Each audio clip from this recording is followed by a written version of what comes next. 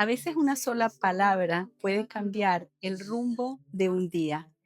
Imagina lo que pueden hacer 365 frases o semillas de conciencia a lo largo de todo un año.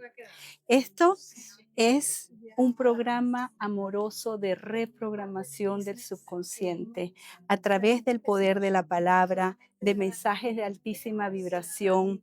Hay un mensaje para cada día del año y al final de cada mes tenemos un espacio para reflexionar o escribir sobre el cierre del mes, preguntarte qué creencias limitaste lograste transformar, por ejemplo, en este caso, ejercicios de journaling, de reflexión, de cómo te ayudó durante ese mes estas reflexiones.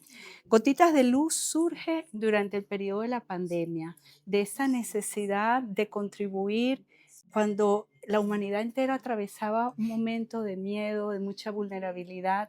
Y yo comencé a compartir en las redes estos mensajes que nacieron del amor, pero pasados casi ya 5 años, yo sentía que estas gotitas de luz merecían otro formato.